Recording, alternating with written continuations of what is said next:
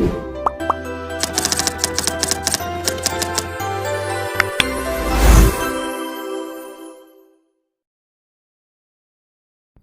assalamualaikum warahmatullahi wabarakatuh. Perkenalkan, nama saya Muhammad Robi Alfiansyah dengan NIM 2501010302089.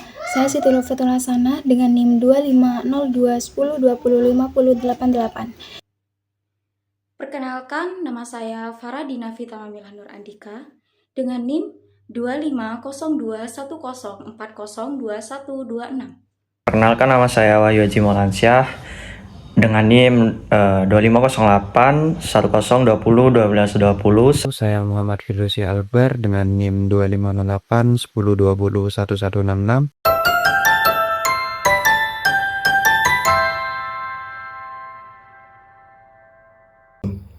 Oke, perkembangan teknologi informasi dan komunikasi di era digital telah membawa perubahan besar terhadap pola interaksi sosial masyarakat.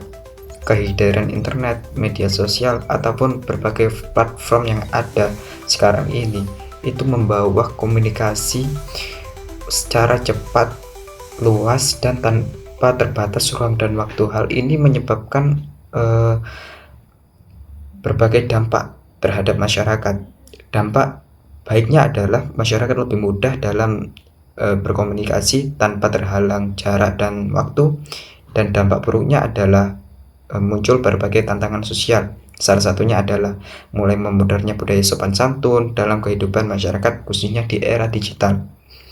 Oke, sebenarnya budaya sopan santun itu merupakan salah satu identitas dari bangsa Indonesia. Budaya sopan santun sejak dahulu merupakan nilai yang dari dulu ditanam oleh bangsa Indonesia melalui cara bicara, menghormati orang yang lebih tua, menjaga etika dalam berpendapat, serta menghargai perbedaan di antara masyarakat.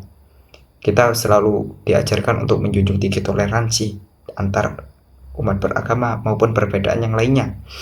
Akan tetapi, perkembangan era digital menyebabkan pola komunikasi masyarakat berubah menjadi lebih bebas, cepat, dan seringkali minim kontrol sosial. Nah, ini merupakan dampak buruk yang harus dihadapi oleh kita sebagai pengguna sosial media. Seharusnya kita sebagai seorang muslim selalu menjunjung tinggi etika dan moralitas, karena itu mencerminkan sifat asli seorang muslim. Karena Allah selalu menyuruh kita untuk menjaga perasaan orang lain. Fenomena menurunnya sopan santun di ruang digital dapat dilihat dari meningkatnya penggunaan bahasa kasar, ujaran kebencian, perundungan cyber atau bisa disebut cyberbullying, hingga menyebarkan komentar negatif di media sosial. Selanjutnya akan dijelaskan oleh teman saya. Jadi teman-teman, di era digital saat ini komunikasi menjadi semakin mudah dan cepat. Hanya dengan satu klik, seseorang itu dapat menyampaikan pendapat, kritik, bahkan kemarahan kepada orang lain. Namun, kemudahan tersebut juga membawa tantangan yang baru, yaitu mulai memudarnya budaya sopan santun dalam berkomunikasi. Fenomena ini juga terlihat dari maraknya ujaran kebencian, perundungan cyber, hingga penghinaan yang tersebar di media sosial. Dan pada dasarnya nilai sopan santun telah menjadi bagian dari budaya masyarakat Indonesia sejak dahulu. Nilai ini tercermin dalam adat istiadat, norma sosial, serta nilai-nilai Pancasila yang mengedepankan penghormatan terhadap sesama manusia. Sebelum berkembangnya teknologi digital, pelanggaran terhadap norma kesopanan umumnya terjadi secara langsung dan diatur melalui norma sosial maupun ketentuan hukum pidana. Dan seiring berkembangnya internet dan media sosial, bentuk pelanggaran tidak lagi terbatas pada dunia nyata saja, tetapi juga terjadi di ruang digital. Dan untuk menjawab tantangan tersebut, pemerintah Indonesia itu membentuk berbagai regulasi yang mengatur aktivitas masyarakat di dunia digital, termasuk perilaku komunikasi yang dapat merugikan orang lain. Dan urgensi dari permasalahan ini adalah, yang pertama, komunikasi yang tidak santun dapat memicu konflik sosial dan perpecahan di masyarakat. Yang kedua, maraknya cyberbullying atau perundungan digital dapat memberikan dampak psikologis yang serius bagi korban.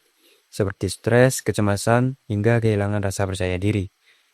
Yang ketiga adalah penyebaran ujaran kebencian dan penghinaan dapat mengganggu ketertiban umum serta menciptakan lingkungan digital yang tidak sehat. Maka oleh karena itu, menjaga etika dan kesopanan dalam berkomunikasi di dunia digital bukan hanya menjadi tanggung jawab moral, namun juga merupakan bentuk kepatuhan terhadap hukum yang berlaku. Dan ada juga undang-undang yang mengatur mengenai hal ini, yaitu yang pertama adalah UU ITE atau Undang-Undang Informasi dan Transaksi Elektronik, yaitu regulasi utama yang mengatur perilaku masyarakat di ruang digital adalah Undang-Undang Informasi dan Transaksi Elektronik ini atau UU ITE ini. Undang-undang ini mengatur berbagai bentuk pelanggaran di internet, termasuk penyebaran konten yang mengandung penghinaan, pencemaran nama baik, ujaran kebencian, bahkan ancaman yang dilakukan melalui media elektronik atau media digital. Dan undang-undang yang kedua adalah Kitab Undang-Undang Hukum Pidana atau KUHP. Tindakan penghinaan dan pencemaran nama baik itu juga dapat diatur dalam KUHP ini. KUHP memberikan dasar hukum untuk menindak pelaku yang menyerang kehormatan atau nama baik seseorang, baik secara langsung maupun melalui media tertentu. Yang ketiga adalah Undang-Undang Perlindungan Anak. Teman-teman, dalam kasus perundungan digital yang melibatkan anak-anak, pemerintah juga menerapkan Undang-Undang Perlindungan Anak ini. Undang-undang ini memberikan perlindungan khusus kepada anak dari berbagai bentuk kekerasan, termasuk kekerasan verbal dan juga psikologis yang terjadi melalui media digital. Dan selanjutnya adalah solusi dan upaya pencegahan dari hal ini. Untuk mengatasi semakin hilangnya budaya sopan santun di era digital, diperlukan adanya kerjasama dari berbagai pihak. Masyarakat itu perlu untuk meningkatkan literasi digital agar lebih bijak dalam menggunakan media sosial. Keluarga dan lembaga pendidikan juga perlu untuk menanamkan nilai etika komunikasi sejak dini. Dan sementara itu, pemerintah dan juga platform digital juga harus terus melakukan pengawasan serta penegakan hukum terhadap pelanggaran yang terjadi di ruang cyber. Budaya sopan santun merupakan identitas penting bangsa Indonesia yang harus tetap dijaga, termasuk di era digital ini. Kebebasan berekspresi memang merupakan hak setiap warga negara, namun juga kebebasan tersebut harus tetap disertai dengan tanggung jawab dan penghormatan terhadap hak orang lain. Dengan memahami pentingnya etika digital serta mematuhi peraturan yang berlaku, kita dapat menciptakan ruang digital yang aman, nyaman, dan beradab bagi semua orang. Terima kasih. Di sini saya akan menjelaskan terkait implementasi budaya sopan santun yang mulai hilang di era digital. Seperti yang kita ketahui, Indonesia merupakan negara yang menjamin hak konstitusional setiap warga negaranya. Salah satu hak konstitusional tersebut adalah hak asasi warga negara untuk mendapatkan kebebasan dalam mengemukakan pendapat. Kebebasan dalam mengemukakan pendapat merupakan suatu hak mendasar dalam kehidupan yang harus dijamin dan dilindungi oleh negara. Akan tetapi, walaupun setiap warga negara memiliki hak dan kebebasan dalam berekspresi dan mengemukakan pendapat, bukan berarti mereka bisa dengan seenaknya menggunakan haknya tersebut tanpa memperhatikan hak yang dimiliki oleh orang lain. Oleh karenanya, kebebasan berpendapat harus digunakan secara bijaksana. Selain itu, Indonesia juga dikenal sebagai negara dengan budaya sopan santun. Tetapi, seiring dengan perkembangan zaman, budaya itu seakan memudar terutama di media sosial. Kemajuan teknologi memudahkan kita untuk berinteraksi dengan orang lain tanpa secara fisik melalui berbagai aplikasi yang disebut media sosial. Kemajuan ini bahkan memberikan aksesibilitas bagi setiap orang untuk mengemukakan pendapatnya ke seluruh dunia. Apapun yang kita unggah ke media tersebut dapat meninggalkan jejak digital.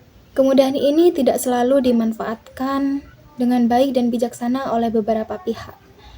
Bila ditelusuri, akan dengan mudah ditemukan berbagai hal negatif yang mencemari media sosial, misalnya seperti bullying, ujaran kebencian, atau hate speech. Kedua, hal ini sangat bertentangan dengan budaya Indonesia yang masyarakatnya terkenal ramah dan menjunjung sikap sopan santun. Adapun langkah yang ditempuh untuk pengimplementasian kebebasan berekspresi dan berpendapat di Indonesia, khususnya di media sosial. Salah satunya adalah dengan cara melakukan survei kepada mereka yang biasa menggunakan media sosial, sehingga bisa terlihat bagaimana pola berekspresi dan berpendapat dari masyarakat Indonesia berdasarkan kelompok usia mereka. Selain itu, implementasi budaya sopan santun bisa diterapkan lewat kebiasaan-kebiasaan kecil yang dilatih setiap harinya, seperti membiasakan mengawali pesan dengan salam atau sapaan, serta menutupnya dengan ucapan terima kasih. Dalam ajaran Islam, sopan santun atau akhlak merupakan salah satu nilai yang sangat penting dalam kehidupan sehari-hari. Rasulullah SAW bahkan diutus untuk menyempurnakan akhlak manusia. Namun, di era digital saat ini, budaya sopan santun mulai menghadapi berbagai tantangan. Kemudahan berkomunikasi melalui media sosial seringkali membuat sebagian orang lupa untuk menjaga etika dalam berbicara dan berinteraksi. Banyak pengguna media sosial yang dengan mudah memberikan sebuah komentar kasar, menyebarkan ujaran kebencian, atau bahkan melakukan perundungan tanpa memikirkan dampaknya bagi orang lain. Padahal, dalam Islam, umat muslim diajarkan untuk menjaga lisan dan perkataan yang baik, sebagaimana firman Allah dalam surat Al-Ahzab ayat 70 yang memerintahkan orang-orang beriman untuk berkata benar, dan baik. Kurangnya pemahaman tentang etika digital serta rendahnya kesadaran akan nilai-nilai akhlak menyebabkan berbagai permasalahan muncul kembali, seperti konflik di media sosial, menurunnya saling menghormati, dan lunturnya budaya tata krama. Oleh karena itu, sebagai generasi muda muslim, kita perlu menjadikan nilai-nilai Islam sebagai pedoman dalam menggunakan teknologi agar sopan santun dan akhlak mulia tetap terjaga, baik di dunia nyata maupun di dunia digital saat ini. Di sini saya akan menjelaskan tentang tantangan dan permasalahan budaya sopan santun yang mulai hilang di era digital saat ini. Yang pertama, kurangnya kesadaran tentang etika digital. Banyak masyarakat yang belum memahami bahwa sopan santun itu juga harus diterapkan dalam sebuah komunikasi digital. Dalam Islam, setiap muslim dianjurkan untuk menjaga ucapan dan berkata baik kepada sesama manusia. Dan yang kedua, kemudahan anonimitas di media sosial atau di internet. Nah, penggunaan akun anonim membuat sebagian orang merasa bebas untuk berkata kasar atau menghina orang lain tanpa bertanggung jawab. Padahal Islam mengajarkan kejujuran dan tanggung jawab atas setiap perkataan dan perbuatan yang dilakukan oleh diri kita masing-masing. Dan yang ketiga, pengaruh budaya yang serba cepat. Di era digital saat ini membuat komunikasi berlangsung sangat cepat, sehingga banyak orang langsung mengunggah atau menulis sesuatu tanpa berpikir terlebih dahulu. Akibatnya muncul perkataan yang tidak sopan dan dapat menyakiti orang lain, gitu. Dan yang keempat, menurunnya interaksi tatap muka, yang dimana penggunaan gawai atau penggunaan gadget yang berlebihan itu menyebabkan berkurangnya interaksi secara langsung. Hal ini membuat nilai-nilai sopan santun seperti menghormati orang yang lebih tua, menyapa, dan menghargai lawan bicara mulai memudar atau mulai berkurang. Dan yang kelima, kurangnya pendidikan akhlak dan pengawasan. yang dimana hal ini tidak semua pengguna media digital atau media sosial memahami etika dalam bermedia sosial. Oleh karena itu, pendidikan akhlak dalam keluarga, sekolah, dan masyarakat sangat penting untuk membentuk karakter yang santun dan menurunnya interaksi tatap muka. Begitu. Selanjutnya, saya akan menjelaskan ketidakpahaman masyarakat atas budaya sopan santun yang mulai hilang. Di mana masyarakat menganggap media sosial sebagai tempat bebas tanpa aturan dan etika. Menganggap sopan santun hanya berlaku dalam kehidupan nyata, bukan di dunia digital. Dan masyarakat juga kurang memahami bahwa komentar atau unggahan yang tidak baik dapat merugikan dan menyakiti orang lain. Selanjutnya, masyarakat juga belum menyadari bahwa dalam Islam menjaga lisan dan perilaku juga berlaku saat berinteraksi melalui media digital. Adapun selanjutnya masalah yang muncul kembali yaitu yang pertama, meningkatnya perundungan atau cyberbullying. Dan yang kedua, maraknya ujaran kebencian dan penyebaran fitnah. Dan selanjutnya, menurunnya rasa hormat kepada orang tua, guru, dan sesama masyarakat atau teman sebaya. Dan terjadinya konflik akibat komunikasi yang tidak santun, tidak baik, begitu. Perkembangan teknologi tidak seharusnya membuat budaya sopan santun menghilang. Sebagai umat Islam, kita perlu menerapkan nilai-nilai akhlak. Kita perlu menerapkan nilai-nilai akhlak mulia dalam setiap bentuk komunikasi, baik secara langsung maupun di media sosial atau di era digital, agar tercipta lingkungan yang saling menghormati dan penuh kebaikan. Baik teman-teman, apakah hari ini teman-teman udah menemukan minimal satu komentar julid, kasar, atau berantem di media sosial nih teman-teman? Nah, teman-teman sadar nggak? Jempol kita sekarang itu seringkali lebih bergerak daripada hati dan pikiran kita. Nah, hari ini teman-teman kita bakal bahas fenomena ini, tentang bagaimana budaya sopan santun itu kita mulai luntur di balik layar digital teman-teman. Dan apa yang bisa kita lakukan teman-teman sebagai mahasiswa biar kita itu nggak jadi bagian dari generasi yang hilang arah itu. Nah, teman-teman, berdasarkan laporan digital DCI yang pernah dirilis dari Microsoft, netizen Indonesia itu sempat menempati peringkat yang cukup rendah dalam hal kesopanan di ruang digital se-Asia Tenggara nih teman-teman. Fenomena ini terlihat jelas dari maraknya kolom komentar public figure atau sesama pengguna yang dipenuhi dengan kata-kata yang kasar, body shaming, bullying, dan ujaran kebencian yang lainnya nih teman-teman. Nah teman-teman, saya akan membacakan dua kasus ujaran kebencian di era digital ini teman-teman. Yang pertama itu ada di penyerangan media sosial atlet luar negeri teman-teman. Tepatnya itu wasit. Karena apa? Karena netizen di Indonesia itu merasa atlet wasit luar negeri ini tidak adil saat menjalankan pertandingan teman-teman. Padahal si wasit tersebut sudah menjalankan pertandingan dengan penuh keadilan dan juga tanggung jawab teman-teman. Nah, tetapi netizen Indonesia itu tetap menghujat teman-teman dengan bahasa yang tidak senonoh, bahasa kasar. Itu kan sangat memalukan ya teman-teman.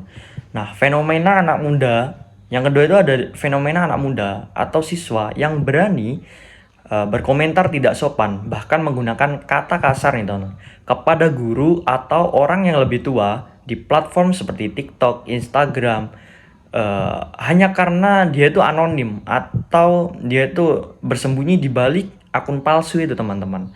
Padahal kan akun palsu itu kan di baliknya kan ada manusianya juga teman-teman. Teman-teman tahu nggak mengapa hal ini bisa terjadi? Indonesia dianggap sebagai salah satu negara tentang minat baca masyarakat Indonesia yang terbelakang jika dibandingkan dengan negara-negara lain.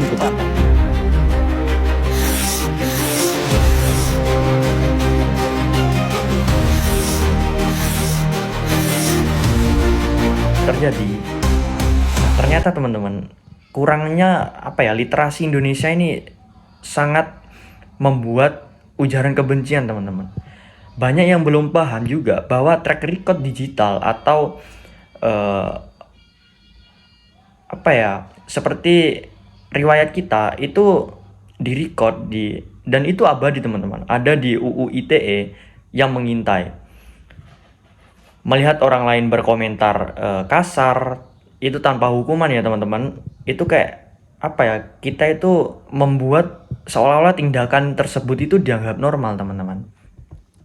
Apakah itu ada alternatif penyelesaiannya? Pasti ada teman-teman. Yang pertama itu ada di tingkat individu. Tingkat individu teman-teman. Dimana saat kita sebelum komentar membuat konten, tanyakan pada diri kita sendiri, apakah itu benar? Apakah fakta? Apakah ini membantu dan menginspirasi? Nah, yang kedua itu menanamkan pola pikir ya kepada akun yang kita ajak bicara adalah manusia, bukan sekedar bot atau gambar mati. Jadi yang kita ajak bicara di media sosial itu sebenarnya juga manusia, bukan semuanya bot. Ada juga beberapa bot. Tapi kita juga harus membawa budaya kita yang sopan, yang baik, dan juga agamis. Ya bukan agamis juga ya teman-teman. Intinya baik dan sopan. Supaya kita itu tidak sembarangan kalau berkomentar atau menghujat orang teman-teman. Kita boleh mengkritik tapi dengan bahasa yang sopan. Nah, yang kedua itu tingkat keluarga. Itu bisa edukasi teman-teman. Dimana sopan santun jangan hanya diajarkan di dunia nyata seperti kita bercara bersalaman, tetapi juga harus diajarkan bagaimana cara kita kayak mengirim Gmail ke guru, terus bertanya di grup WhatsApp dengan bahasa yang sopan dan baik, dan cara mengkritik yang sopan.